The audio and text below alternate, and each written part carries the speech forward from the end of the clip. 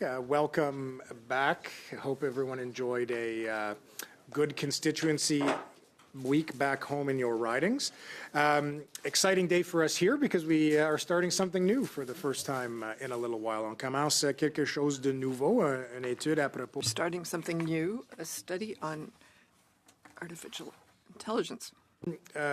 For some of the witnesses, if you haven't been here before, just a quick note for the one witness in the room that you have to make sure that you've got this plugged in and when not in use placed on the sticker in front of you to protect the health and well-being of our interpreters.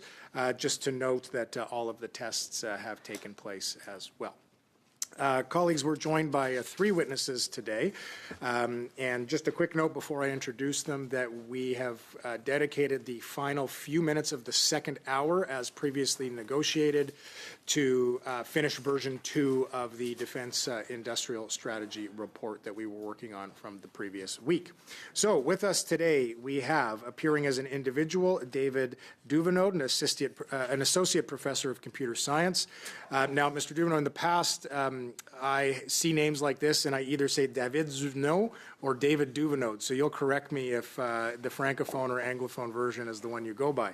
I think that will not be an error here with Mr. O'Neill. I'm guessing that's an anglophone name, the Vice President of Research and Innovation from Simon Fraser University, who's also joining us by video conference. And here with us in the room from AI Governance and Safety Canada, Wyatt Tesseri-Lallier, the founder and executive director. So colleagues, we will provide opening remarks of upwards of 5 minutes to our witnesses here. And because our witness in the room has got to enjoy the entertainment of us figuring out all of this and his blood is flowing, we'll allow the opportunity for him to start here. So Mr. Tesseri-Lallier, the floor is yours. Thank you. Monsieur le Président, Mesdames et Messieurs les membres du comité, je vous remercie de l'honneur de m'avoir invité. Thank you, Chairman and people of the floor. Thank you for having invited me. AI Governance Security Canada is a nonpartisan, nonprofit organization, a community of people across the country. Our starting point is a question: what can we do in Canada and from Canada to ensure that advanced AI is safe and beneficial for all? Since 2022, we've been providing the federal government with public policy recommendations such as our submission on AI and data bill and our multiple testimonies to parliamentary committees. I testified before this committee that while early forms of AI like facial recognition and chatbots require some regulation, there were much more powerful forms of AI on the horizon that Canada needed to get ready for. We made the case that certain AI capabilities pose an unacceptable risk because they could lead to dangerous weaponization or loss of control scenarios. Systems that, without the instruction or authorization of their users, can detect and evade monitoring, rewrite their own code, make copies of themselves, spawn other AI systems, commandeer resources, or refuse shutdown. In the last few weeks, a major jump in AI capabilities has produced such systems. We have now entered the new paradigm of AI called the AI agents. Unlike chatbots that simply respond to a prompt, AI agents are systems that can take actions in the real world, working autonomously for hours and overcoming hurdles along the way. Think of them as an employee you sit down at a computer and tell them to accomplish a goal like build me a software program or launch a cold calling campaign.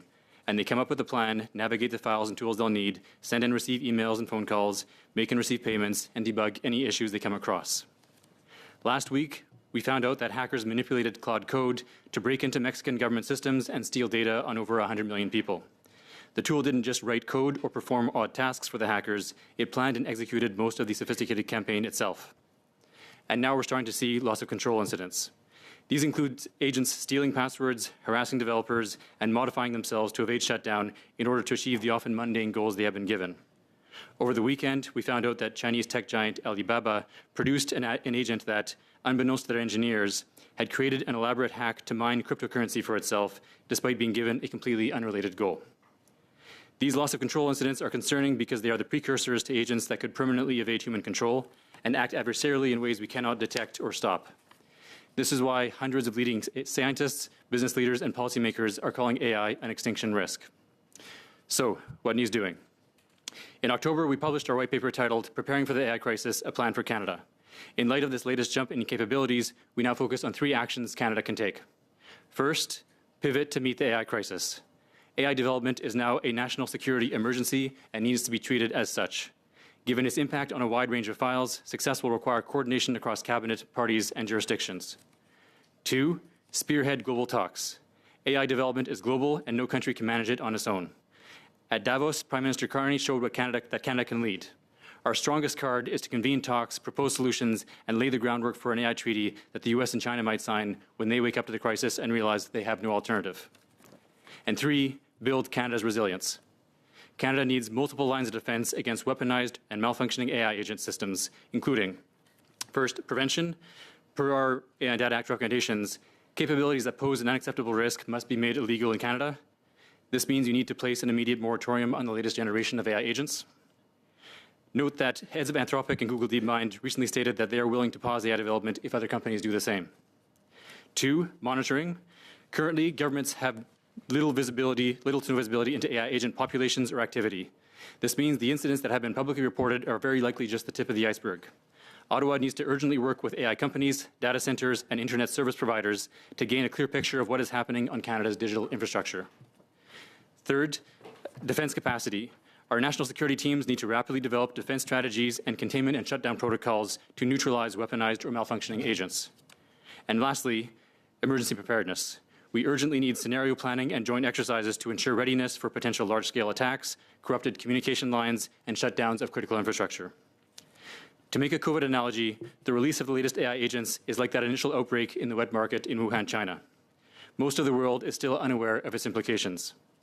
But if Canada acts quickly and decisively, we can not only prepare ourselves and help mitigate the emerging global crisis, but also ensure that Canadians share in the benefits of this transformational technology. Thank you. Merci. Thank you very much. Okay, we're going to go to Mr. Duveneau. You'll have upwards of 5 minutes. Thank you. So my name is David Duveneau. I'm a professor of computer science at the University of Toronto, where I used to specialize in deep learning and generative models. In 2023 through 2024, I led Anthropic's alignment evaluations team. Our task was to test whether the company's AI was capable of pursuing hidden agendas, for instance, by subverting human oversight or decision-making. I'm also an author on the International Safety Report, and I'm a member of the Safe and Secure Advisory Group for the Federal Advisory Council on AI. I am a co-chair at the Schwartz-Reisman Institute for Technology and Society, and today I'm speaking in a personal capacity. I want to concur with Mr. Lallier that very capable models raise serious security and loss of control risks. However, I want to address another challenge. Large language models in particular, and their successors, are on track to becoming a competitive or superior replacement to humans in almost all of our important white-collar and decision-making roles over the next 5 to 10 years, roughly. In the slightly longer term, we're on track to make almost all humans economically obsolete permanently. This will in turn cause a permanent loss of bargaining power of workers. Citizens will switch from being necessary for growth to becoming troublesome wards of the state, and will have little recourse if they are then further marginalized and disempowered. We face a much larger problem than simply managing a temporary labor disruption. I realize that this sounds similar to incorrect predictions made about previous labor disruptions, like the Industrial Revolution. Much wealth and many new jobs will be created as a consequence of improving AI capabilities. However, AIs will at some point also be able to fill these new jobs better than humans. Eventually, each of us will have to compete with machine workers at least as capable as us, but also faster, more responsive, more reliable, and cheaper. This is the stated goal of the largest AGI companies, and they're well on their way to achieving it. Many of my former students are working at these companies making fortunes, and many of them also believe that this is probably their last chance to have a real job. Teaching at the university is becoming depressing as students see the value of their skills decreasing month by month. You might expect the major AI companies to have an answer to the question of how AGI development is supposed to ultimately benefit the average person economically, even if indirectly. However, their consistent stance has been that this is a huge problem that they don't know how to address. For example, Dario Amodei, the CEO of Anthropic, said, "In the long run, AI will become so broadly effective and so cheap that comparative advantage will no longer apply. At that point, our current economic setup will no longer make sense." OpenAI CEO Sam Altman was recently asked, "How will people survive economically?" To which he replied, "I don't know, and neither does anyone else."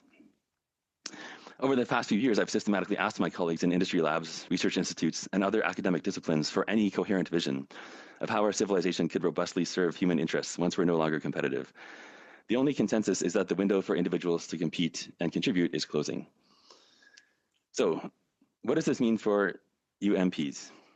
The main thing I'd like you to keep in mind going forward is that people are right to fear being replaced. This isn't just a period of disruption after which things will return to something like business as usual. The default path is that we all become unemployable, except in mandated make-work contexts, and then marginalized in favor of a machine economy oriented towards growth for the sake of competitiveness. The second thing that we should to keep in mind is that we should expect governments to become much less responsive to the needs of their citizens after this happens. The need for human labor by the state aligns the state with its citizens. Right now, investment in education and human capital more broadly pays off for everyone in the long run. However, soon, fiduciary duty will require investing instead mainly in data centers, power plants, and robotic factories. Finally, there's no way to address these problems without global coordination. Human replacement can happen even if everyone involved would prefer to prioritize human interests. It's just going to be the only way to remain competitive. Every country, industry, and worker faces a choice between adapting AI as fast as possible or being outcompeted. No one can unilaterally do much to slow or soften the blow of eventual human irrelevance. Thank you. Okay. Mr. O'Neill, the floor is yours, upwards of 5 minutes. Thank you. Good afternoon, Mr. Chair and members of the committee. Thank you for the opportunity to contribute to your study on artificial intelligence and Canada's strategic industries. I'm pleased to represent Simon Fraser University here today. Artificial intelligence is rapidly becoming foundational to economic competitiveness, industrial productivity, and national security. Countries that control the infrastructure, talent, and intellectual property behind AI will shape the next generation of global innovation. For Canada, this creates a clear strategic imperative to build sovereign AI capacity that ensures Canadian research, data, and technologies remain anchored in Canada while supporting our companies and industries. Canada begins from a position of strength. Our researchers helped pioneer modern machine learning, and our universities continue to produce world-leading AI talent. But global competition is accelerating quickly. Maintaining leadership will depend on whether Canada can connect research excellence to sovereign infrastructure and domestic industrial adoption. Universities are central to that effort.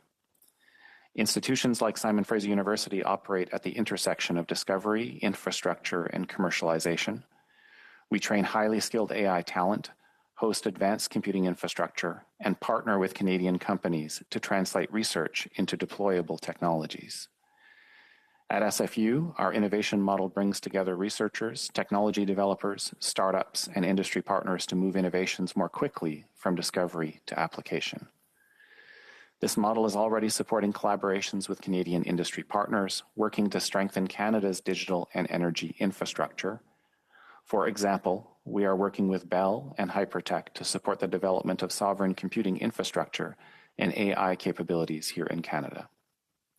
We also collaborate with Canadian companies including Serio, Corix, and Moment Energy, which are applying advanced technologies, including AI-enabled analytics and optimization, to improve energy systems, infrastructure management, and clean technology deployment. These partnerships are critical because sovereign AI capacity is not only about research, it's about ensuring that Canadian companies have the tools and infrastructure they need to compete globally. Another area in which Canada has a unique opportunity to lead is the convergence of artificial intelligence and quantum technologies. Simon Fraser University has played a major role in Canada's quantum ecosystem. One prominent example is Photonic, a globally recognized quantum computing company that originated as an SFU spinoff and continues to grow within Canada's innovation landscape. As AI models become larger and more computationally intensive, the relationship between AI supercomputing infrastructure and quantum computing and networking will become increasingly important. Co-locating these capabilities can accelerate breakthroughs in computing, communications, and cybersecurity. At SFU, we are actively advancing research at the intersection of AI, quantum technologies, and next-generation communication systems, helping to lay the foundation for future computing architectures that will support Canadian science, industry, and national security. This brings me to 4 brief observations for the committee. First, sovereign AI capacity requires sustained investment in research institutions that already have the infrastructure and partnerships needed to scale innovation quickly. Truly sovereign infrastructure is critically needed. Second, Canada must ensure that advanced computing capacity, including AI supercomputing, remains accessible to Canadian researchers and companies. Compute infrastructure is becoming strategically important as energy infrastructure.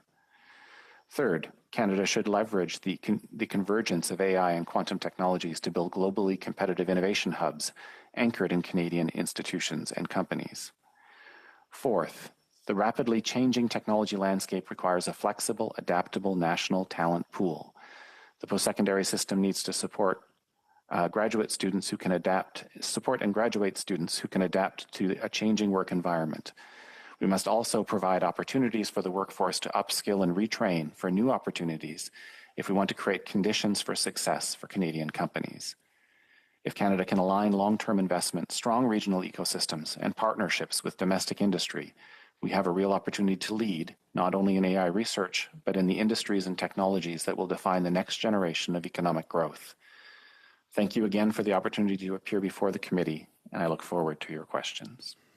Okay, thank you very much to all three witnesses for your introductory remarks. Colleagues, I'm just going to let you know, because of that late start, we're going to have to cut the final slot here. So on my list from each party, I have Madame Borelli and Mr. Bardisi. I'm letting you know now so that if you want to make some changes, you'll have the ability to do that. But we have to be on time, given that we've got the report to deal with at the end of the second hour.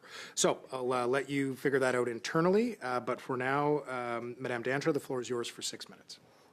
Thank you. Thank you to the witnesses, and thank you to our Bloc Québécois member for bringing forward this important study. I think a critical time for government to be looking at this, and I think our committee here is undertaking important work.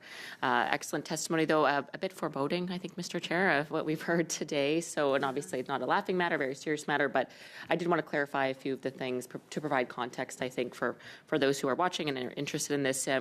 You mentioned, Mr. Laliel, thank you for being here, excellent opening testimony, that there was some sort of AI breakthrough in the last number of weeks that's really changed the game, if I could put it in my own words. Can you just describe in very basic terms what this change was and why it's so relevant to the discussion we're having today?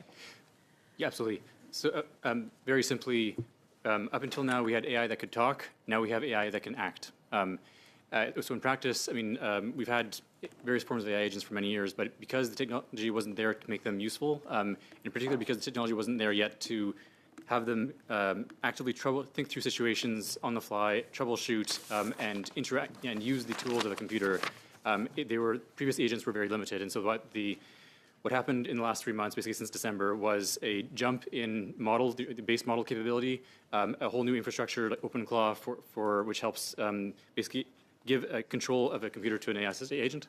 And so that's basically, we're now in a world where you're not just talking to a chatbot and getting an answer, or you're telling an AI system, go do this in the real world for you. Okay, and in your Plan for Canada paper from your association, you talk about artificial general intelligence, which you describe as the industry's term for first systems that can match or outcompete human beings in the real world. Is that what you're talking about, that leap's been made, or it's just one step closer to that? We're getting so close to AGI that it's becoming a bit of semantics. Depending on your definition of AGI, some people have it as systems that can do every economic task that a human being can do. We're not quite there yet, probably another 6, 12, 18 months for that. There's another definition is systems that you can permanently lose control of. That we're probably not there yet, but possibly soon, depending on which system you're looking at. So it's a bit like when you're driving towards a city, when you start getting into the suburbs, you're not officially in the city yet, but you're kind of in the area. So you're very close to AGI, basically.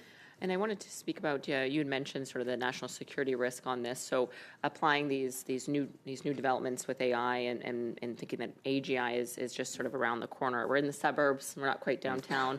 But can you describe in a little bit more detail sort of a real world scenario on the security impacts that Canada should be preparing for? Because my understanding is this just makes sort of cyber hackers that much more competent, is that it just increases their capacity and their damage that they can do. Is that correct? So that is correct, but there's also the added new risk of loss of control. And so this is where you have a system that can... on their own. Sorry to cut you off. Oh, sorry, yeah. They're acting on their own, is what you're saying? Exactly. Well, so they're able to independently self-sustain, basically, able to, whether it be steal resources to be able to rent a server to be able to run themselves on, make copies themselves in different... Basically, it starts becoming more of an electronic disease living on your networks that you can't control versus purely a tool that you can help use for cyber attacks. Okay, and then in your same paper I mentioned earlier, you mentioned that one of your recommendations for preparing the country for this is to establish a permanent task force on AGI chaired by the Prime Minister, and that's an interesting recommendation. And I think given your testimony, what you're saying is the security risk is so considerable now. And then I know your colleague, Mr. Duveneau, also has outlined for the committee in his opening remarks the potential labor impact. So given that significance, is that where that position is coming from, that this is so important? I think there's a very legitimate case to make that this is a bigger deal than COVID. And in that sense, every file that government is going to work on, whether it be national defense or energy or culture or the environment, everything is going to be disrupted by AI. So there's a sense of this has to be coordinated from the top. And given the time it takes for government to put meaningful solutions in place, and given the speed at which AI is moving, you're basically in drop everything and work on AI mode. Okay, and I'll go to Mr. Duveneau as well. If you can just on that same question, this recommendation to establish a permanent task force on AGI chaired by the Prime Minister, what would be your biggest argument of why we should do that? Honestly, I haven't thought much about this question of this particular committee. I guess I'll say it's going to be necessary to have expertise on call, and things are just going to keep moving faster and faster. This is going to, like Mr. Lallier said, be one of the main things that people just want to talk about and are going to have to react to on a shorter timescale than usual going forward. So your position is that that there'll be tremendous job losses first in white collar, and then possibly with robotic automation with AI combined, we could be losing blue collar jobs. And so we're talking about 10 years for white collar, and then perhaps 15 to 20 for blue collar. Is that what your position is? It's really hard to predict, and it certainly will start biting in the next, let's say, it's already kind of starting to bite, but especially over the next 2 or 3 years. But the claims about it, there not being any place to retreat to, is maybe more in the 5 to 10 year time frame. But I guess I'll say those kind of issues I do think are more suited to the usual legislative pace than the kind of risks that Mr. Lallier is talking about. Mm-hmm. So what I'm hearing from the two of you gentlemen is that certainly there's a very considerable increase in national security threats because of the AI's capabilities and the rapid development of it. And then Mr. Duveneau mentioned a lot about considerable labor risks as well that are coming. I mean, risks, I'm not sure if you'd qualify it as that, but certainly I think all of our constituents would be very concerned. So I'll call it a considerable risk. So I appreciate your feedback. I believe I'm out of time, but I appreciate the recommendation you've made through the association you represent, Mr. Lallier, about a permanent task force chaired by the PM on this. I appreciate that. Thank you very much. Mr. Ma, the floor is yours for 6 minutes. Thank you. As a computer science graduate, I'd like to start off with questions to both Dr. Duveneau and Dr. O'Neill.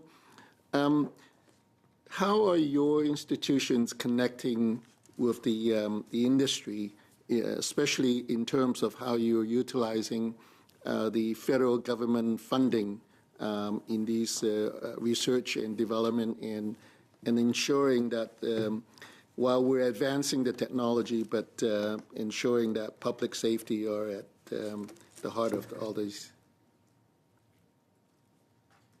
We'll start off with Dr. Duveneau. Okay, thank you. So I guess I have some federal funding through the Vector Institute, some through a CFAR AI chair, and also some through the Schwartz-Wiesmann Institute. So I guess I'll say these have been, I think, very successful initiatives in terms of retaining talent and just letting researchers do sort of blue sky research with a sort of long-term view. I'm really happy with how this has all gone. I guess I'll say for some of the risk, it's been slightly awkward in that, so the Vector Institute wants to work closely with industry and say, we're going to disrupt, we're going to adopt as fast as possible. And then, Jeff Hinton will come up and say, also, there's all these horrible risks, and this is going to sort of change everything and maybe ruin lots of things. It puts them in a bit of an awkward situation. So I guess I'll say, right now, the Schwartz-Wiesmann Institute is doing a good job of sort of thinking about the big picture, while the Vector Institutes were doing a good job of, I think, trying to get the sort of short-term benefits rolled out to industry and healthcare and stuff like that. I'm not sure if I don't want to go on and speculate. If you have more specific questions, I'm happy to elaborate. Thank you. And same for Dr. O'Neill. Yeah, thank you. So we're involved in supporting AI research in a number of different ways. One of them, for example, is by supplying sovereign AI infrastructure for researchers around Canada, all across the country, to use to develop new AI models. And one of the things that we are advancing in that regard is the sovereign nature of the resource. And so it is not protecting against all eventualities that have just been described, but certainly taking very seriously the stewarding of Canadian data on Canadian soil under the control of Canadian organizations. In terms of the development of AI models, of course, we're working directly with industry, a number of local companies and international companies on new AI models. But we are also convening discussions, civil society discussions through our Center for Dialogue on the future of AI, on the dangers of AI, on responsible use of AI, at the same time that we're providing infrastructure to develop future models and graduating talent from, for example, our computing science school to work on those models. Thank you. I'd like to follow up with you, Dr. O'Neill, on that. What's your view of the data sovereignty that you talked about? What do you think the government should be doing more on? I think the government, we have to invest in the creation of Canadian capacity.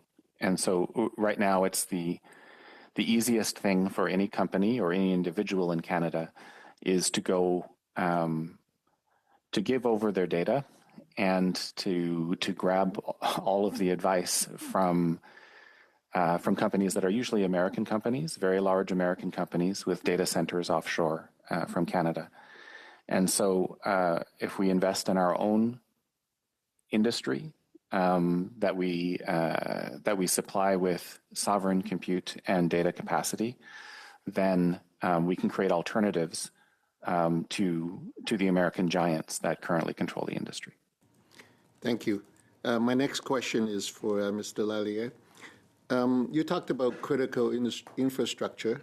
Do you feel that the current legislations and programs are sufficient to protect our critical industries, hospitals, government agencies, and so forth? And how do we do that while we're protecting the data sovereignty? Great question. So are they sufficient? No, but they're not sufficient anywhere. So it's not. I do, for example, we support the Bill C-8 initiatives in terms of improving cybersecurity. There have been a lot of efforts, coordination between provinces and federal government on this kind of stuff. I would say that needs to be turbocharged and also rethought or at least updated in the context of a very different type of threat now with AI agents.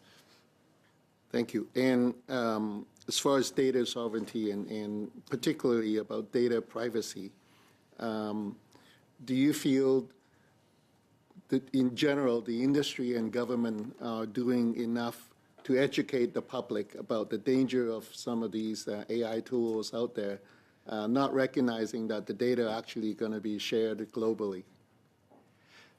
I'm a little bit limited in my knowledge of data sovereignty per se, but I will say with the latest jump in capabilities, there's even more concerns around data. For example, if an AI agent is working on behalf of a person, it'll often unintentionally share data with the third party. So that's another vector of weakness, yeah. Okay. Do you see any legislations required to help protect that? We broadly support what was in the Bill C-27, the previous, and certainly at least being as good as Europe on this stuff seems like a baseline, but there's a lot more that can be done. Thank you. Sorry, Mr. Okay. That's all for time. Thank you. Monsieur Saint-Marie, 6 minutes à vous. Mr. Saint-Marie, you have 6 minutes. Thank you, Chair. Greetings to the three witnesses. Thank you very much for being here. Thank you for your presentations that are very fulsome, and thank you for answering our question. My first questions are for Mr. Tessari-Lallier and also for Mr. Duveneau. Mr. Tessari-Lallier, you've just referred to C-27. You came to testify in committee, and you had 4 recommendations in June 2024. Establish an agency dedicated to AI and invest in governance of AI and its safety for people. Encourage international cooperation and maintain a universal conversation on AI. And has anything changed? There have been a few small steps in that direction. For example, the Institute on AI Security in Canada, and there also were discussions between the AI-related ministers and industry. It's just the very beginning, and it's insufficient. I would say that most of the work still remains to be done. Thank you. Every time a committee like ours examines AI, we carry out a study, we publish a report, and we keep going. The government tells us, well, they've appointed a minister of AI, which is a good thing, I think, and they tell us they'll develop a strategy. We carry out consultations, which I found insufficient, and I'll come back to your fourth recommendation to initiate and maintain a national conversation on AI. What could need to be done so that this conversation be increased and improved? And I'm saying the House of Commons has several committees working on several topics. It should recognize the importance of AI and say, yes, we would actually need a special committee on AI, which follows all developments in that sphere in real time. Yes, I'd say increase the government's capacity to be able to react to developments in AI is a good idea. In terms of a national conversation on AI, I would say that for this issue of jobs, we still have several years. So it would be a good idea if there was a general public conversation, as we have for euthanasia and other things, to allow Canadians to understand what's happening so that they can give their opinions. In terms of security, it's too complex, it's too quick. It's where the government has to protect citizens and then explain after that. We don't have time to have the conversation first. Thank you very much. I would have more questions for you later. I will ask the following questions to Mr. Duveneau. Thank you for being here again. So in your research, you've seen that when there's no mentorships, it's the programmers will themselves create the more nefarious functions. So you say we have to follow AI with diligence, regulate and put in place surveillance mechanisms, emphasize the importance of the critical spirit of the citizen organization, ensure that it's citizens that control the evolution of civilization. That seems huge to apply to AI, and these are philosophical issues that are fundamental. What can the government adopt in terms of legislation? And I'll ask you the same question that I asked Mr. Tessary-Lallier. Would it be a good idea, to your mind, do you think that AI is of enough importance that Parliament create a committee which would continuously follow developments in AI? Thank you. Geez, I'm going to answer in English. My French is so-so. So I guess I'll say, I think such a committee would be table stakes. And to be honest, I'm not totally sure it would change things much one way or another. For the larger question of how should governments react, I think there's sort of two schools of thought. One is just don't build AGI, but that requires global coordination. It's a very tall order. And then more generally, upgrading our institutions across the board to be more robustly aligned to humans is a huge task. It's the sort of no one knows how to do it. It could benefit from AI helping us to build better forecasts or better coordination mechanisms. And it's something that sort of no one has had to do because we've always been needed by the states. But the only plausible way that I can see forward, if we do make ourselves irrelevant by AGI, is that we could be okay in principle if along the way we manage to sort of rethink the incentives that our governments face and build much more robust control mechanisms that make sure that the citizens can't be marginalized permanently. Merci. Question de relance sur ce que vous venez de dire. Thank you. Another question about what you just said. We have the European model where they decided to legislate to create a solid framework, or the American model where there's greater latitude. What the major players said, well, it's too restrictive in Europe will go to the U.S. So as long as there's no solid international coordination, does legislation have full strength? The nail on the head that basically all of the important AGI labs are basically in the States right now. So it's up to them. If it's nice because they're sort of capable of unilateral action. It's bad because they don't seem very interested in it right now. But I do think that this issue is going to become so salient to most people, like as they start fearing for their jobs, that there will be appetite for potentially really strong legislation. I think Canada's role is basically to try to build a coalition of middle powers, waiting for the day when, and such a coalition could in principle, like altogether be a large enough counterpoint that the US and China would also have to give it a seat at the table. Okay. Merci beaucoup.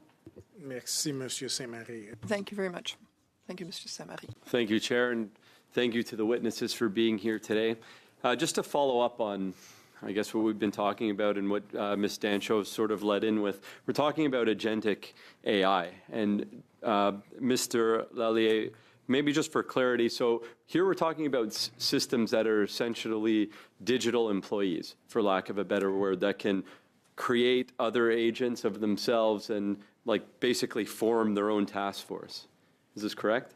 Absolutely, yeah. It's like, imagine if you give a person access to a computer, that would be like an AI agent. They can do everything on the computer that a human being could do, essentially. They still make mistakes. They're still brittle. They're still not reliable yet, but they can do a lot, and they can work for many hours at a time and be fully functional. And I believe I've read somewhere, correct me if I'm wrong, that these AI agents can also spin off other agents that work for it as well, and then they can manage them like their regular employees. Well, and in fact, what they're finding with AI agents is that much like with human beings, if you have a team of human beings with different skill sets all working together, it's more effective than having one agent do all it alone. So yeah, AI agents can currently spin up multiple other agents. Even if you don't give them the instruction of doing so, they'll often just do it on their own because they realize it's a better solution. So yeah, we're talking more now about like swarms of AI agents than single AI agents. Mr. Dovino, just to go off of that, when we're talking internally in the AI industry, what are they saying? What are people saying sort of behind the scenes about the impact that this is going to have on jobs in the broader economy? Yeah, so I guess I'll say it's not even necessarily behind the scenes. Like if you talk to, like the thing that kind of radicalized me was talking to the engineers and the people at the company saying like, what are you going to be doing once we succeed and we don't have jobs? And they would say, oh, I'll just be clicking accept suggestion all day, ha ha ha, or I'll be taking a much needed vacation. Like no one has really thought this through. But again, like I said, the lab leaders are saying loud and clear, like, hey, there's no plan here. This is going to undermine our economy and democracy, and no one has a good answer. Like they talk about we need to have a societal conversation about how to replace it, but that's just filler for saying I don't have a plan and no one's come up with a plausible sounding one yet. So it's not like, well, I guess I'll say on Twitter is where most of the like interesting conversation happens with like lab employees like giving their takes, but it's not like a secret insider opinion. People are being pretty open about what they think. Mr. Lallier, so you had referenced in your opening remarks in the Mexican government system that was attacked and how, it wasn't just that AI was kind of told to go do something. It created the plan, developed the sophistication, and then was able to breach over 100+ million different pieces of data and information. So how would you say agentic AI changes the scale and speed of cyber attacks compared to traditional hacking tools? Well, yes. So it gives it kind of democratizes the ability to run cyber operations. There's another example in November with that Anthropic flagged, which basically Chinese state actors had used an AI system to help. There again, not just in the past, AI-powered cyber crimes were things like the AI would write a section of code and then the hacker would then copy paste that code into their action and do step by step. Now they're saying, hey, your AI, here's the goal, attack this target and figure it out. And the AI agent is able to build a plan, try multiple strategies, troubleshoot it doesn't work, and keep going basically. So, and one of the things I also found kind of alarming that's sort of in the same space of what we're talking about now is the AI was able to change itself to avoid detection and deletion. How serious are these incidents today, and what does that tell us about the reliability of current safety mechanisms for artificial intelligence? Well, so yeah, there's an example with Palisade Research. They did an experiment with a robot dog where they gave it the task of patrolling an area. They had a button on the side of the wall to be able to turn it off. and he realized when they pushed the button, it didn't work often because the agent had, in running the robot, had realized that if somebody pushes that button, I won't be able to achieve my goal of patrolling the area. So it had rewritten its own code to not listen to the instruction. There's, sorry, I missed the second question of this. No, that's good. Mr. Duvino, I'm going to go to you for that. Since you are working directly for Anthropic in safety, would you say the safety mechanisms in AI are where they need to be at current moment?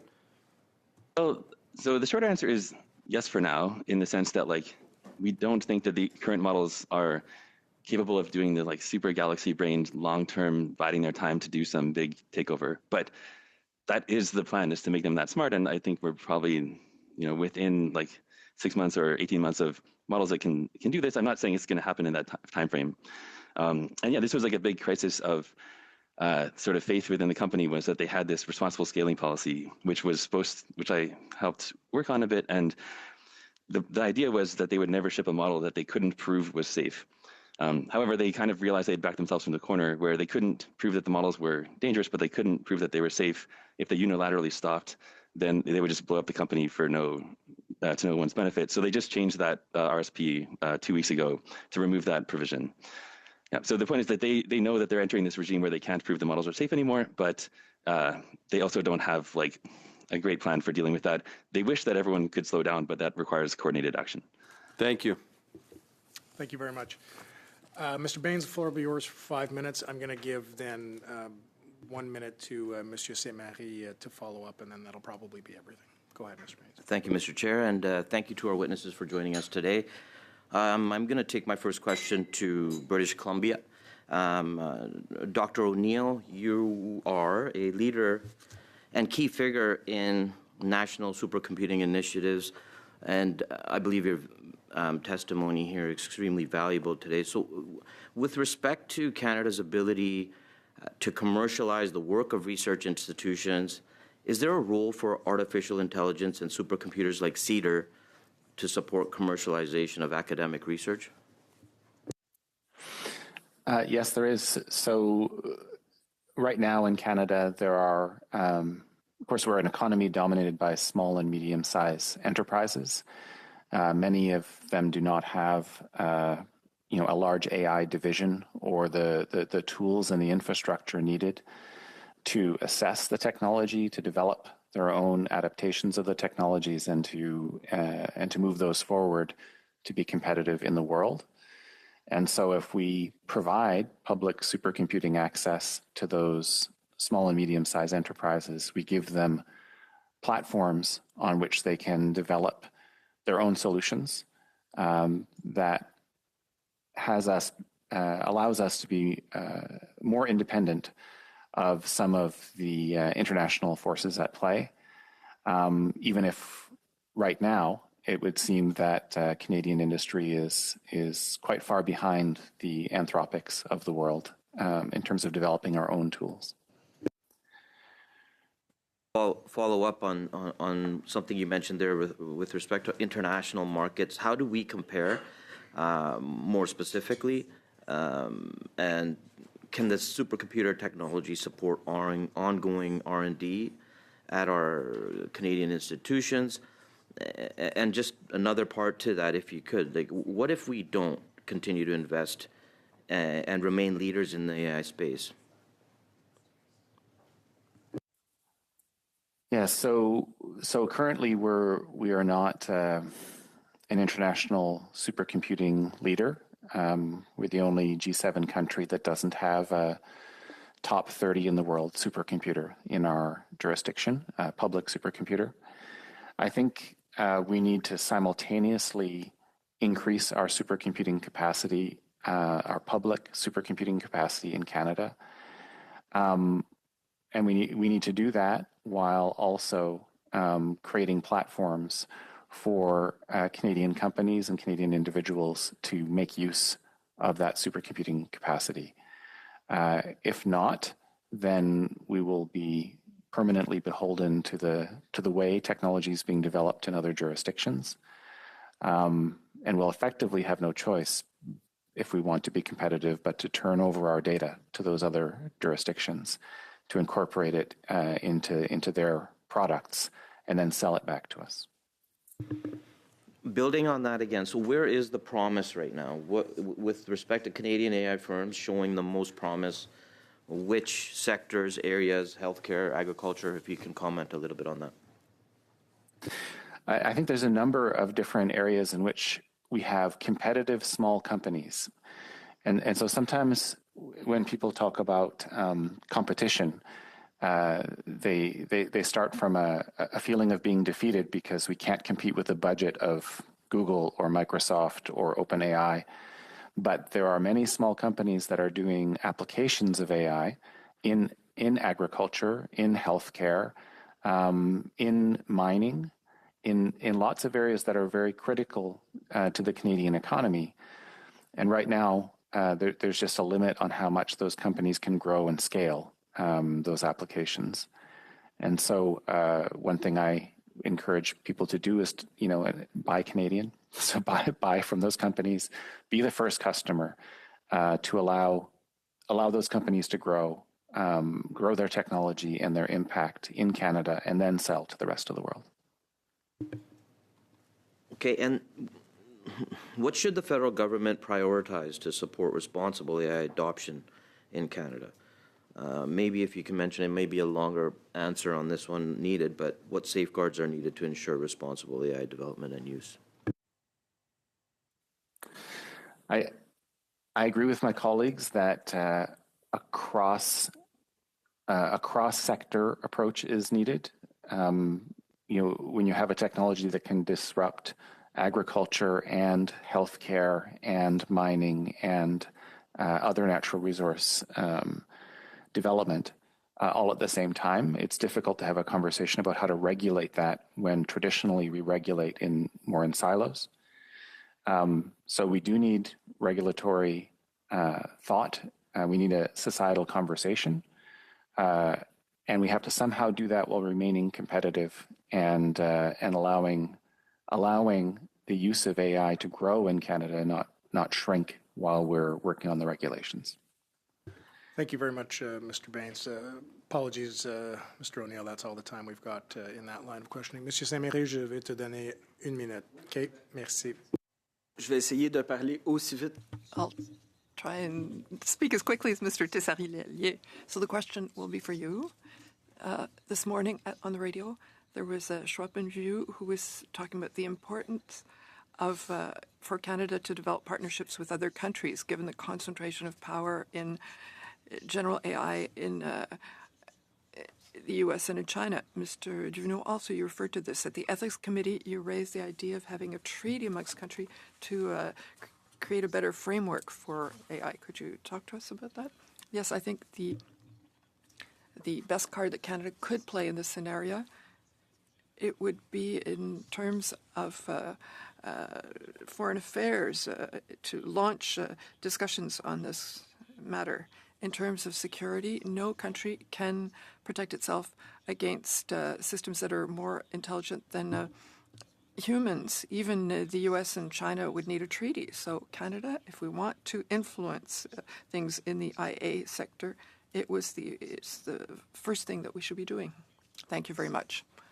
So thank you very much to our witnesses of this afternoon. Colleagues, I know we like to talk a lot during the break, but we have to continue very soon, so you have a maximum of 5 minutes. Being here today, thank you for your patience at the outset. Certainly a lot for us to reflect on, so wish you a good rest of your day. Thank you. We're suspended for a few moments.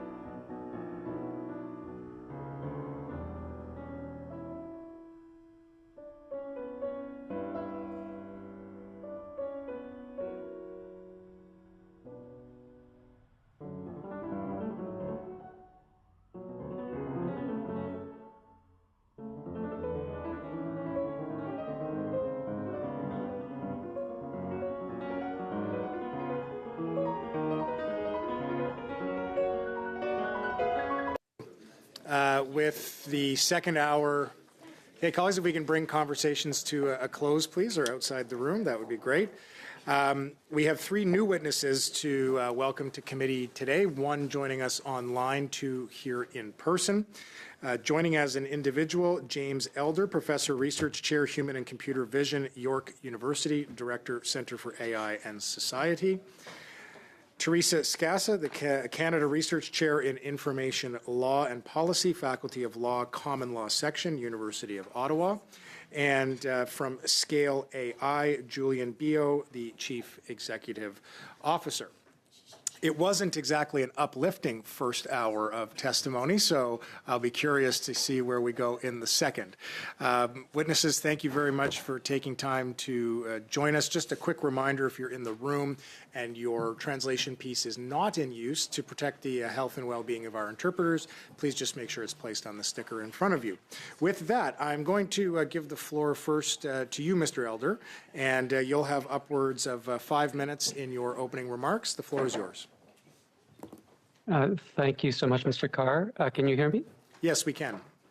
Great. So it's a privilege to appear before you today. So quickly, my experience, my expertise is in computational neuroscience, computer vision, AI, and robotics. I've been a professor at York for about 30 years. I've led many collaborative research projects with Canadian industry, public sector partners. And as mentioned, I'm now serving as director of our Centre for AI and Society, where we bring together around 74 faculty members across different faculties in the university engaged in all aspects of AI research.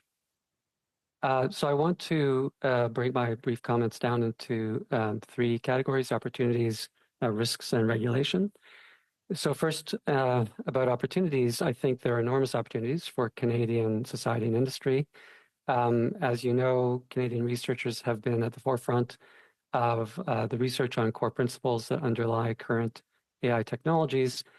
In the last few years, we've seen a lot of attention shifted to the large language models developed by hyperscalers like OpenAI.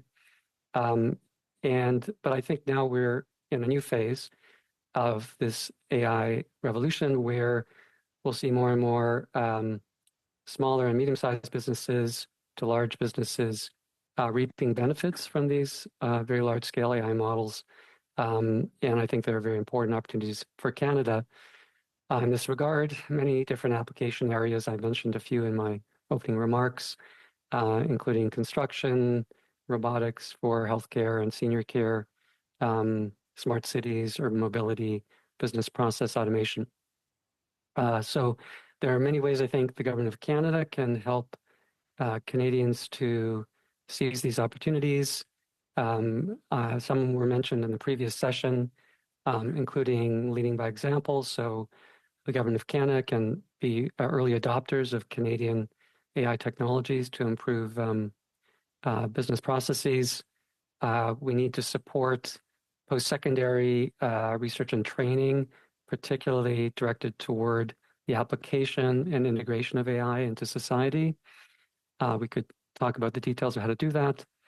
We need to continue to catalyze collaborative research in applied AI, and here by collaborative I mean pan-Canadian and bringing together industrial sectors with domain experts, government agencies, and university researchers. And I applaud the initiatives of the government in dual use research into dual use technologies. But of course, we don't want to neglect AI technologies that have purely civilian applications. So those are some opportunities. In terms of risks, there are also many, as you heard in the previous session. But one I want to emphasize is the risk of missing out, of course. So this is a disruptive technology. If Canada tried to avoid it, then of course we would miss economic opportunities, and that would have downstream impacts on our quality of life. There's going to be huge shifts in employment, both between labor markets and also within, our job descriptions. Each of us is going to be challenged to adapt our skill set and workflows. I think there are really big risks in education and a lot of things we don't know. We need to support research on cognitive development, especially in our young people. We just don't know, I think. We know there are effects of electronic technologies in general on education. We don't know exactly what the effects of outsourcing core intellectual capabilities to AI tools is on brain development. So things like math, logic, prose generation, and so forth. So I think we really need to support research in those areas. There are risks in data security, of course. So we need data sovereignty, and there are, of course, political risks, particularly with respect to AI chatbots and AI bots online and deepfakes. I think there are things we can do to address those challenges as a society, including investing in research on these risks. I'll try to wrap up very quickly on regulation. So I'm not a policy or legal expert. Glad to see there are some of those here in the session. But I do think, from my point of view, that we can't avoid the details. So we need to look at specific risks and try to mitigate those risks as we do with any technology. Mitigating political risk will mean clear legislation around watermarking of AI content to distinguish real from fake content.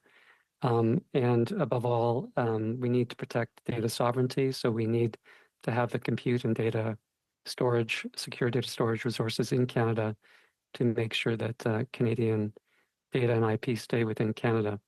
Thank you. Thank you very much, Mr. Elder. Okay, Ms. Skessa, we'll go to you next. The floor is yours for upwards of 5 minutes. Thank you, Mr. Chair.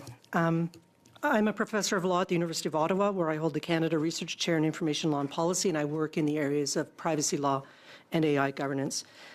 As I'm sure you're all aware, Canada's attempt to regulate AI technologies through a cross-sectoral law titled the Artificial Intelligence and Data Act failed with Bill C-27 in January 2025. This bill would have created a set of ex-ante measures for different actors within the AI value chain.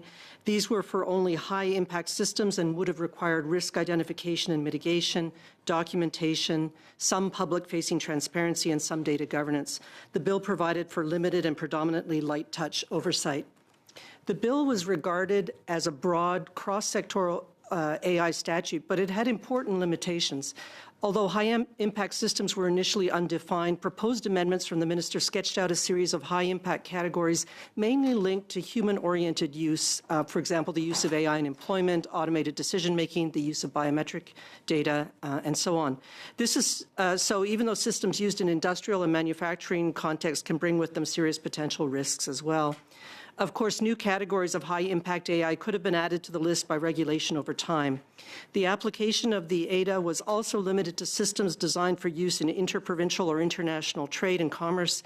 It would not have applied to the Federal Public Service. It did not apply to the Defense Department or security establishment or to those who supplied AI systems to them. The signals now seem clear that ADA will not be resurrected. And there's a tendency to assume that because the bill failed, there's no AI regulation in Canada. A recent KPMG survey indicated that 92% of Canadians believe that Canada has no AI regulation. It also revealed a significant trust gap when it came to AI. In reality, there's a considerable amount of AI regulation in Canada. However, it's more sectoral and context-specific. It's also more fragmented, less obvious, and less transparent. It sometimes looks very different from what ordinary Canadians might consider to be regulation, and it often involves soft law. It ranges from law to guidance. Many existing laws, such as privacy law, already apply in different ways to AI. In addition, policies, guidance, and best practices are developed by government departments and agencies, by regulators, including privacy commissioners, the Competition Bureau, human rights commissions, financial conduct authorities, law societies, and many others. AI governance is also taking place through standards development and in the private sector through corporate self-governance according to guidance from diverse sources. These have the potential to be reinforced by privately managed compliance certification. The government is exploring how standards and certification could be leveraged to assist Canadian businesses in meeting EU AI Act requirements. Budget bill amendments to the Red Tape Reduction Act will enable the use of regulatory sandboxes across the federal sector. The federal government has launched a beta register of AI in the public sector and is currently consulting on it. Since 2019, we've had the Directive on Automated Decision-Making for the Federal Public Service, and this has been joined by a guide to the use of generative AI in the public sector. The federal government also has created a list of suppliers who have committed to principles relating to responsible and effective AI use. I offer these as diverse examples of AI regulation broadly understood at the federal level.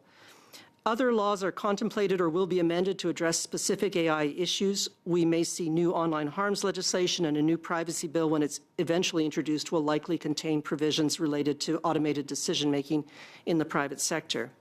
All of this activity is encouraging, but where are the gaps? First, many existing measures are voluntary, and oversight and compliance mechanisms are lacking.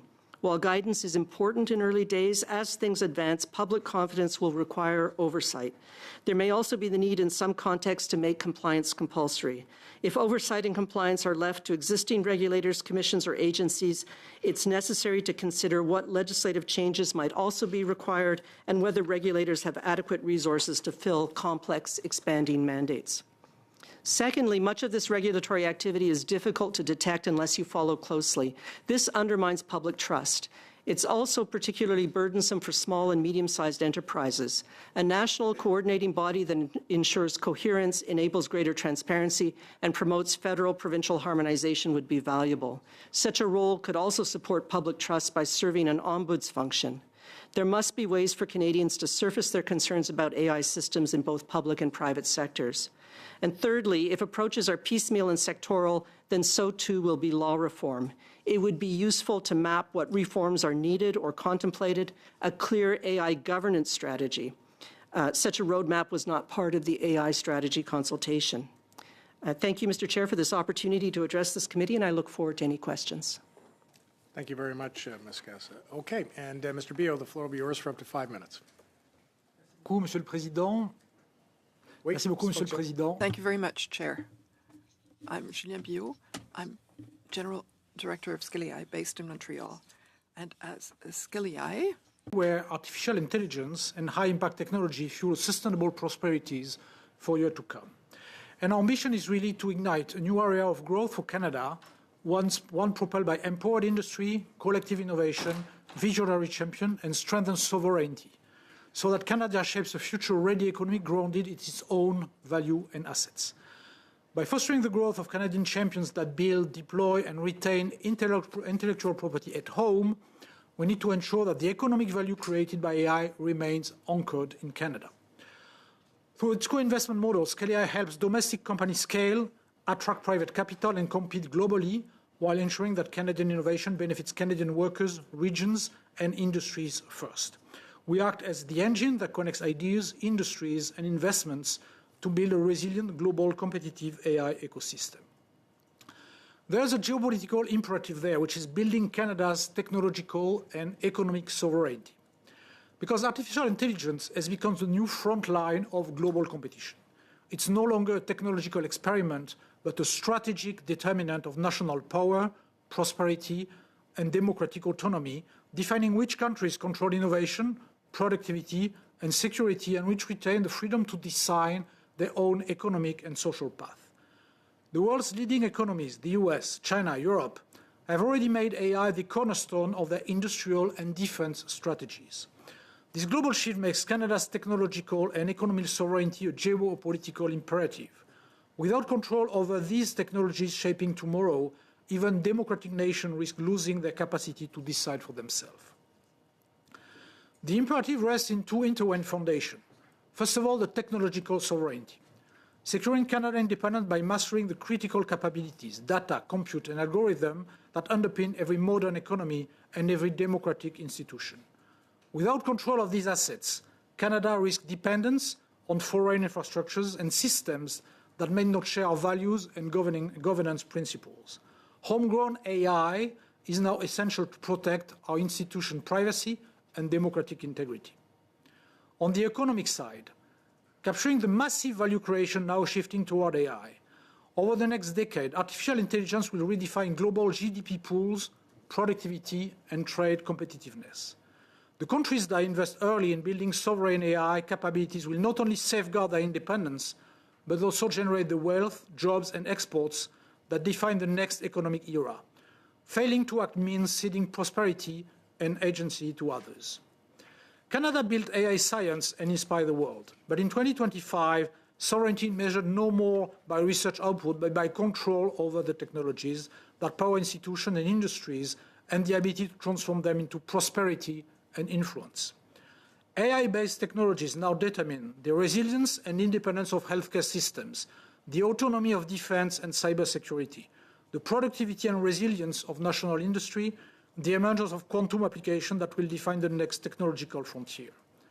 Canada cannot replace dominant foreign AI players overnight, but we must act now to build the foundation of a sovereign AI value chain.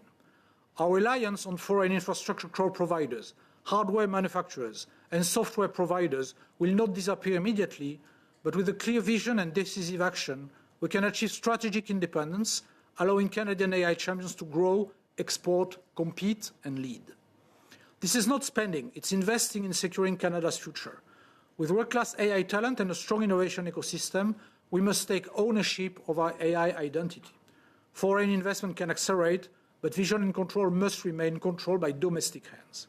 Canada has the talent, infrastructure, and partnership to lead, but leadership now depends on the ability to deploy at scale and build a trusted, productive, and sovereign AI economy that serves Canada's interests and values.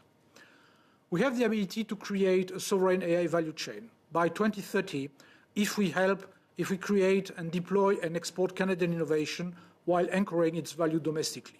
We can do that by building a leading industry in applied AI, with a champion factory to fuel commercialization and supporting Canadian AI champions, by supporting demand, with a broad AI adoption across public and private sectors, by securing our infrastructure, the foundation which is ensuring technological sovereignty and data independence, and by enabling and expanding across Canada and abroad, which is strengthening our national collaboration and governance for a Canadian roadmap, and on the global stage by building a strong ecosystem with global reach and driving the global conversation.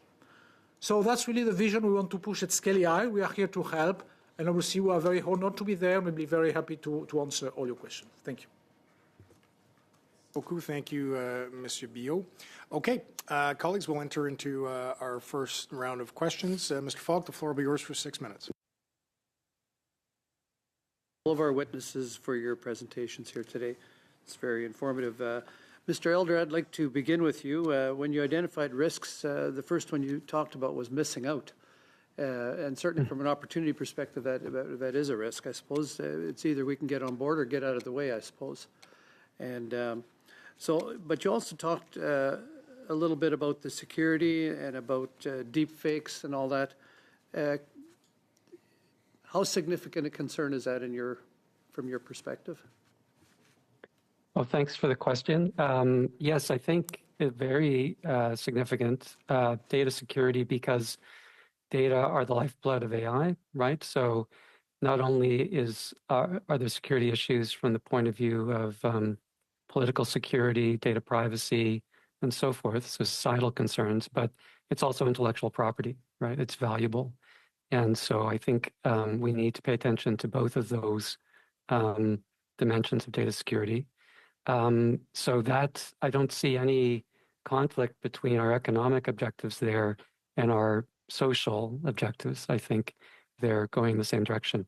And then, of course, with political risk, I think we all understand that we don't want our political system to be manipulated, especially by foreign actors, and biased by artificial content. So I think these are the real risks that we have to balance against that risk of missing out.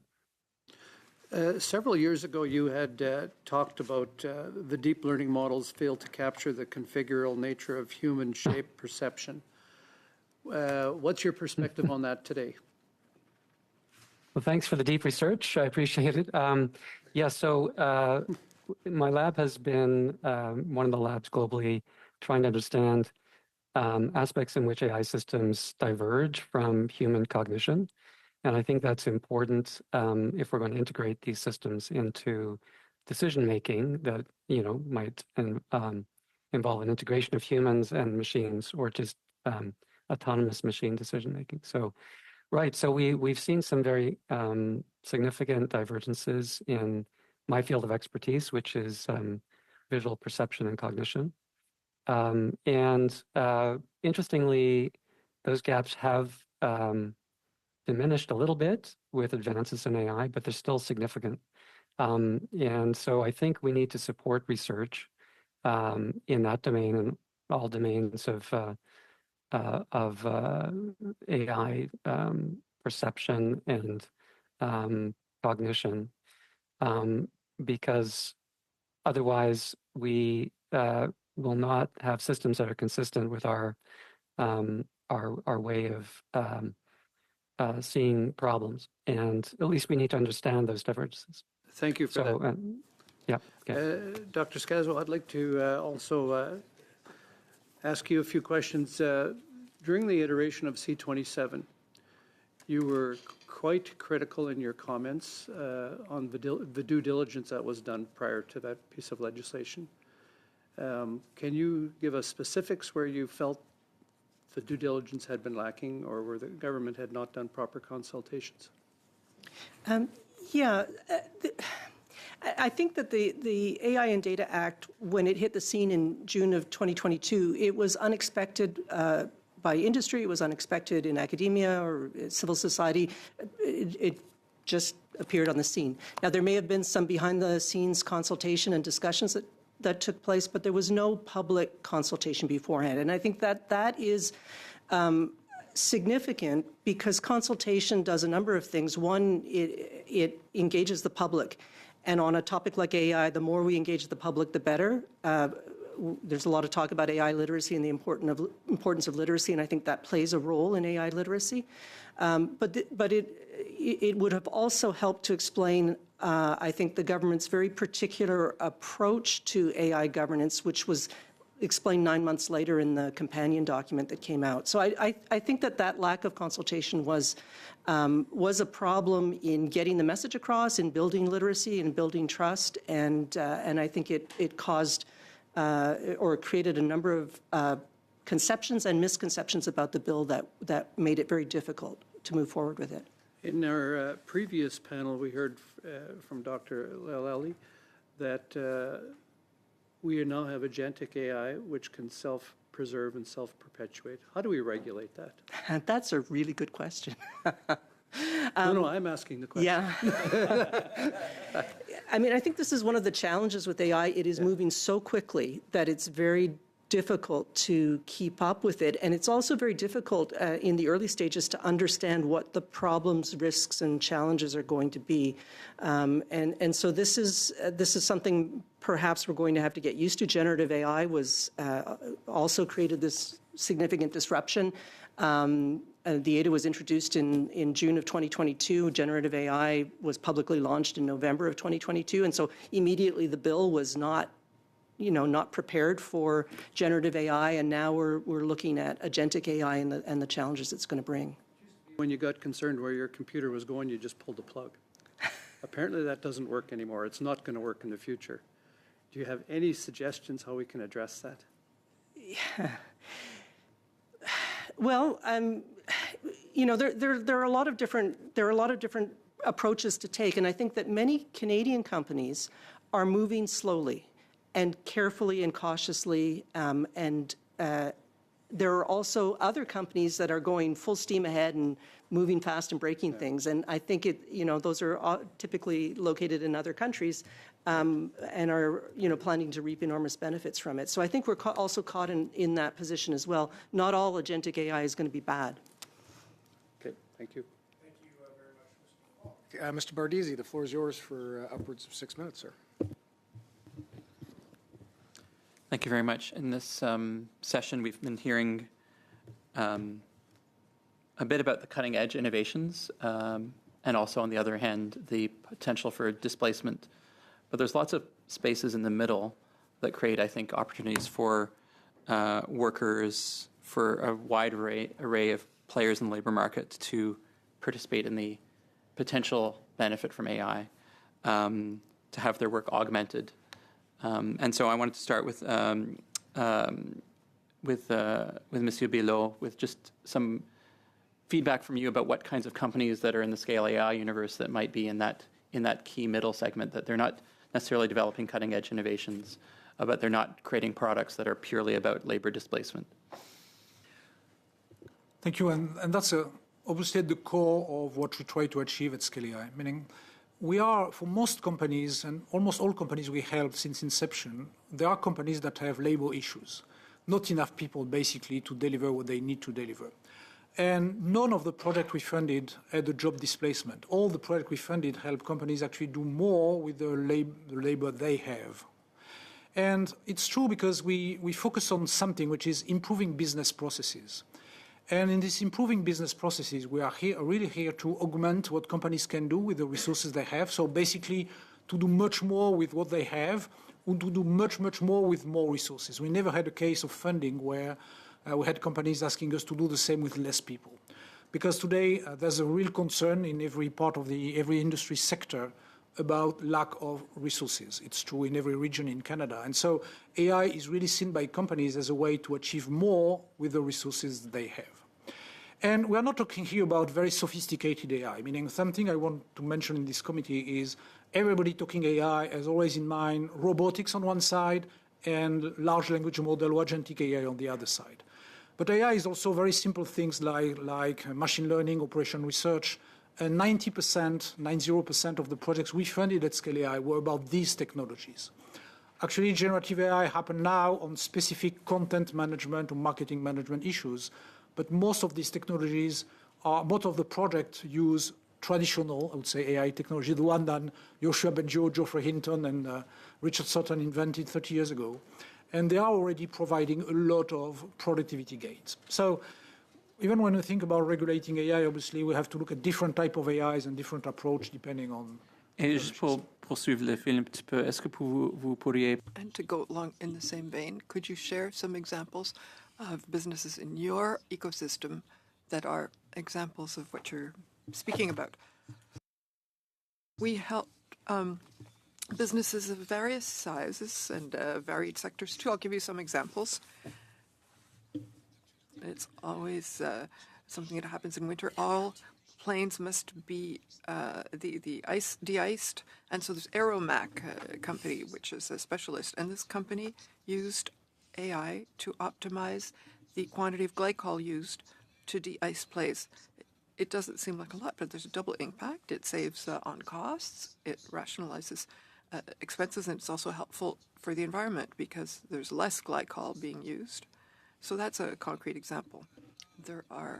We've developed projects for companies, for example, the Sept-Îles Railway company. There's a process that optimizes the loading of iron ore from Quebec mines in Labrador through the railways, and so it can optimize the efficiency of the logistics change of iron ore in Labrador and Quebec. That's delivered at the port of Sept-Îles. We help Pratt & Whitney to optimize the maintenance of its airplane engines. They're very present in Quebec and Ontario, and to ensure that the post-sale service of parts be always optimized for their clients. We helped companies like Visual Defense that comes out of Ottawa and in New York to optimize the filling of potholes. So this helps municipalities to predict where problems are located and also to better optimize the repairs. So we funded 200 projects. I could cite many of them. So the examples of large and small companies that profited from AI. So maybe a brief answer. What kind of labor costs were... I'm not... What kind of skills are being expected on the other end of these innovations that are being deployed? So every project we fund also training around it. Because, doing an AI solution is something, but having usage of this solution is another one.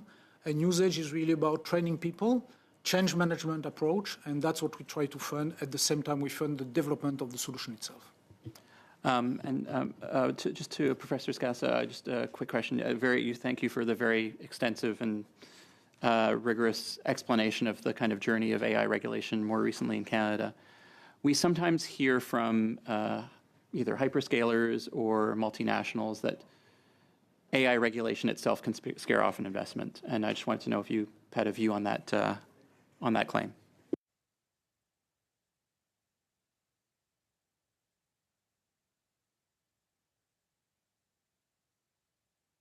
For innovators, for example, who understand more clearly what's expected of them and what routes to follow. So, there is this tension. There are lots of people who like to say, don't get in the way of innovation. But frankly, there are some innovations we really need to get in the way of. And I think we're already experiencing the harms from some of those.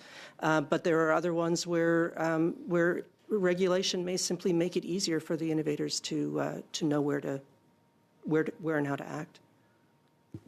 And just continuing with Professor Scassa, you made the case for kind of a broad base and not a easy. I'm 35 over already, so I'm going to have to cut you. I apologize.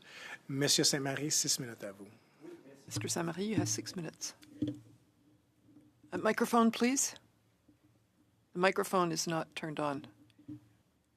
So, a question for Mr. Biot. Your business is not general AI and conversational levels. You accompany businesses who wish to integrate AI to improve their productivity. So you do follow-ups. You say that you've worked with 200 businesses so far. It's a long process for each business. It's a process that is long because, first of all, it's a business decision.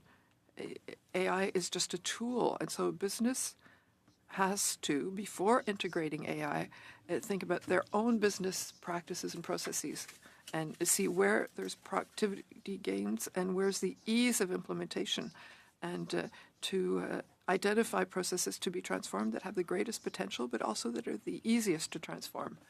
So they have to do this reflection on businesses' processes. So that's why I'm asked, what businesses do I use? It's really related to the management and the bosses of these businesses who understand or not their business practices and their willingness to improve them using AI. So it can go from a few months to several years.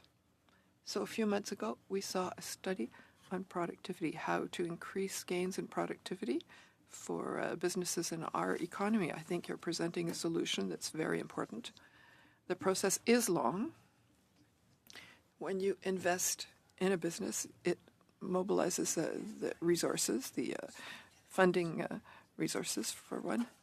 Do you say you've reached your cruising speed? Would you have the capacity to do more, to work with more businesses? And if that's true, what's limiting you currently?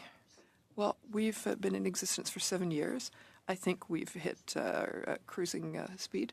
I think we've just touched the surface of what we could do with the 200 projects. We helped a few hundred of businesses out of tens of thousands of businesses. To make it simple, well, it's about making money.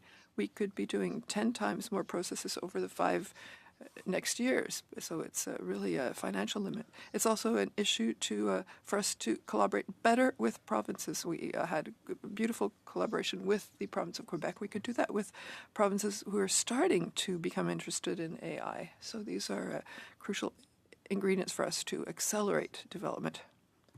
Thank you. So there is a much greater potential of what can be done. What's limiting you is money. You're talking about good collaborations with provinces. How is it with Ottawa, with the federal government? And also, we'll hear also talk about the new AI strategy. Are there some kind of support in what's on the horizon that could help you? Or are you expecting to hear some support? Well, we have a very good collaboration with the federal government that created us in 2019. So it has funded us also since 2019. We've had very detailed discussions on AI. We have made contributions, but we don't yet know the result. We are waiting. We're hoping, given the value that we represent and the importance of productivity and economic sovereignty for Canada, and this need for creating a local industry of AI. So we're hoping that the federal government will continue in its support in the context of the strategy. Thank you. The fact that there's a delay of waiting, does that limit the number of projects or businesses that you can support and the stability of employment in your businesses? What's the impact of this delay? The delay is always an issue for an industry because when we fund projects, there have to be people there who are able to deliver on these projects. And to do that, you need the labor, you leave the development of solutions, and people have to have visibility. You have to really give visibility to the economic actors so they can create investment plans over several years to recruit, to train, and invest in technological solutions. What's important now in the stage of development of the adoption of AI by industry is to give visibility. We worked from one year to the next over many years. That was well managed. Now we need visibility. And that's why this AI strategy, which should provide visibility over several years, is also important for our ecosystem and our industry. Thank you very much. I have a minute left. I have a question for Ms. Casa. Thank you for your presentation and thank you for the answers you've been giving. In terms of the AI strategy of the federal government, you criticized, rightly in my mind, to my mind, the government consultations, that they were too short, that the timelines were too short, and also doing things that robots might have been able to do. Do you think the government can start again having real consultations with the population about AI?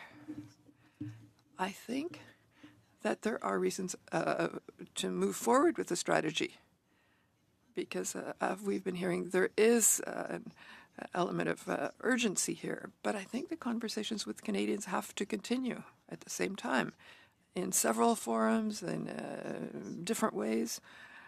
So it's not that we have a consultation in the fall of 2025 and that's over.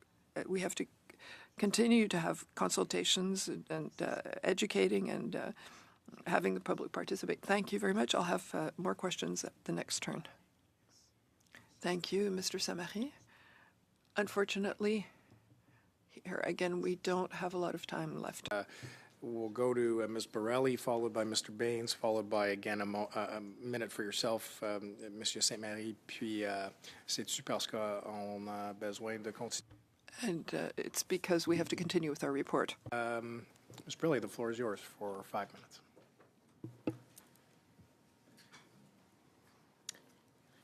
Mr. Biel, many AI systems require massive power and data storage.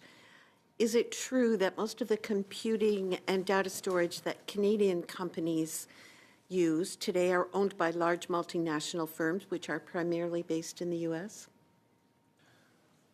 So to be clear, not all AI systems require a lot of energies, meaning, and that was my initial point, where we mix AI and large language models. So large language models obviously require a massive amount of energy and computing power, but not at all the AI we are working on, meaning the AI for industry typically doesn't require a lot of cloud services, not a lot of energy, not a lot of computing power, because that's very basic AI. So when we look at that, of course, this AI for industry, which is critical for our productivity gains, is not raising any issue in terms of power, water resources.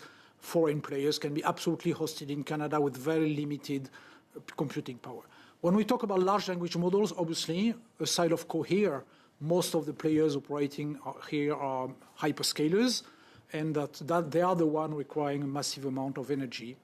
And that's why we always argue from a Scale AI and industry perspective that it's nice to build data centers, but it's like building highways and having Korean cars on these highways. So if you build data centers, you need to have a Canadian-based application to run on them. So at least this power, this energy that belongs to Canadians serves the creation of Canadian IP and Canadian companies. So less foreign companies are being involved with the storage and the power that we need to run AI? Well, not yet, meaning... Okay. All right. So in the meantime, how do we ensure that the data that we're storing is secure? Well, there's a difference between data security and storage by foreign companies, meaning some, typically in Europe, you have some agreements in the European Union that even if the data is in data centers owned by Microsoft or others, data remain in the European Union and have some protection. So there are ways to control, meaning on our perspective, it's impossible to replace these hyperscalers. It's impossible for Canada to not use at one point, or any Canadian industry not to use Microsoft, Google, or all these players, or Amazon. So the question is whether do we force at least data to be hosted in Canada when it's about Canadian companies? That's feasible. That's what my understanding Europe is doing. So there's always a way to, you cannot be absolutely sovereign by yourself. You cannot control everything. We cannot hope to control everything in Canada. What we try to argue is at least let's try to control what we can. And even if we control 20%, 30% of the full value chain, it's much better than 0%. So let's try to do that, and legislation can help. Investment in the right companies can help. Investment in infrastructure can help.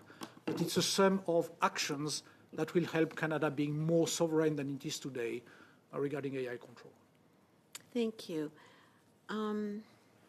Ms. Scassa, Canada has produced many foundational breakthroughs in artificial intelligence research, but when those discoveries go into the market, who typically ends up owning the patents?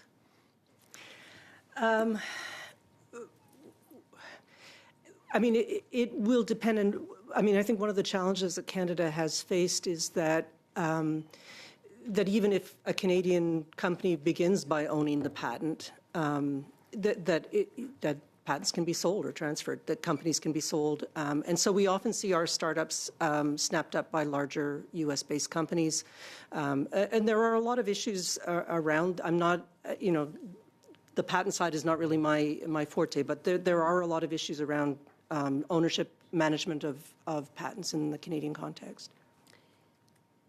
So we see our the results of our funded research being sold off to other countries, and often we see a brain drain of people who have been trained in Canada taking jobs in other countries.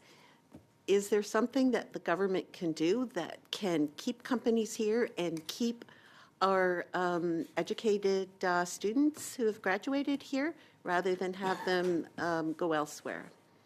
Yeah, and I think this has been this brain drain problem has been one that has been going on for a long time in Canada. I think it's lately become more attractive for Canadians to stay in Canada, so that might help to some extent. But this is a challenging thing, and it's going to become more challenging if the economy gets worse, if young people have trouble finding jobs, if they have trouble finding jobs that pay well enough. And so these are economic challenges that we're going to have to face. I think they're complex problems. So, okay, sorry, Ms. am Burley, I done? Yes, okay, that's all sorry, the time. thank yeah, you. Sorry. Thank you. Okay, Mr. Baines, the floor is yours for 5 minutes.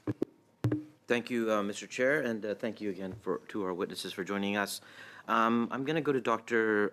Elder. I asked a similar question to Dr. O'Neill from Simon Fraser University in British Columbia about, and you mentioned it at the beginning in your intervention, about what happens if we don't make these investments into the AI space, and if we look at other markets across the world, international markets, if you can maybe expand on that a little bit. Sure, absolutely. I'm happy to do that. Yeah, I think it's like any disruptive technology, but on steroids. It's a really massive disruption this time. So I think the risks are great for our economy if we don't try to capitalize on the opportunities. As has been mentioned, there's a lot of opportunities that go beyond the development of these large language models in various dimensions of AI. Not just language, of course, but computer vision or any kind of machine learning applied to data. There's a time frame here that's important. So there's a lot of rapid opportunities that are available. So we don't have time to really sit around and think about it too long. We have to support innovation in this environment. So what I think that means is really providing opportunities for small and medium-sized businesses to innovate. And that should be through our tax system and through financial incentives, through infrastructure, as has been mentioned, and through better engagement between university research, industry innovators, and domain applications. That can be done at a federal level, where we really try to create an ecosystem that makes it easy for entrepreneurs to want to stay in Canada because all their business relationships are here, not all of them, but a lot of the important ones, and they have a really good pathway for human capital. And how behind are we? How can we catch up? And I'd like for you to also comment on specific use cases demonstrating strong Canadian leadership or export potential. Sure. I think we're in a good place with respect to the training and university research. So we still have great researchers across Canada. I think my sense is we're behind in providing the ecosystem needed for startups. We have a more risk-averse capital market, I think, than in the US, for example. And I think in terms of opportunities, there are just so many, as was mentioned in previous testimony, in agriculture, natural resources, healthcare is a big one in smart cities. I think there's lots happening. So, for example, in healthcare, we have lots of great work in medical imaging analysis, also in robotics for healthcare and senior care, which is going to be a growing market over the next 10, 20 years. And in smart cities, of course, there's transformations, particularly around mobility, where we have a lead. We're a leader historically in telecommunications, as well as a lot of opportunities for optimization and telecom. But I think what's really needed is sustained support for that ecosystem that sort of lowers the friction between universities and this innovation in the private sector. Thank you. And I'm going to go to Mr. Biot. Can you maybe talk a little bit about the imbalance between the scale that we are developing AI versus the risk side? Are we doing that simultaneously, combating those both initiatives? You know, I signed myself one of the petition 2 years ago regarding the need for regulation. So I definitely think for industry, you need to regulate because you need trust in the system. If you are a stakeholder of any industry, if you're a board member, if you are a director of a company, you definitely don't want your company to be pinpointed because of issues on your AI solution. So there's a need for industry of a regulatory framework, or at least a trusted environment to invest and to protect its stakeholders. So right now, the thing is, from the AI I know, which is AI in industry, as I said, causing much less regulation issues than the large language model, the deepfake models, or anything else, more for mass market, I would say. AI for industry is very limited to counting eggs, improving maintenance, creating digital twins, so very operational thing that, in fairness, don't raise any issue of regulation. You have, when we look at projects, we always look at social impacts, green economy impacts, etc., but don't cause any issues in terms of privacy or democratic issues. So we're not really in that. So talking about imbalance, for sure, on one side, the race to develop large language models and their implication and agentic AI, that's raising a lot of questions. But that's not really what we see in industry right now, which is really a much lower level AI, which is not raising at all the same questions of regulation right now. Thank you very much, Mr. Baines. Okay, Mr. Saint-Marie, 1 minute. Monsieur le Président. Thank you, Chair. So, questions for Ms. Gassa. First of all, do you think that the issues related to AI are important enough that we create a special committee to have a permanent dialogue about it? And second question, Quebec ended its AI pilot project wanting to answer citizens' questions online for privacy issues. It seems to be the same thing in Ottawa in terms of the financial framework. Would it be prudent to go in that direction? For the first question, yes. I think that a standing committee on AI would be very useful. For the second question, I missed the point. Quebec had an AI program to answer private citizens' answers. And Ottawa wants to go ahead with this model. Is that wise? It's important to do it in a cautious way. And that's important to know how that could be governed in such a way as to protect privacy. Thank you very much. Thank you, Mr. Sainte-Marie. So thank you very much to the witnesses for having been with us today. I'm going to let you go, witnesses. Colleagues, just one quick thing to go over, but witnesses, feel free to, unless you want to stick around and listen to the guts of minutia and technicalities at the industry committee, you're certainly welcome to stay. One day AI may do this for us.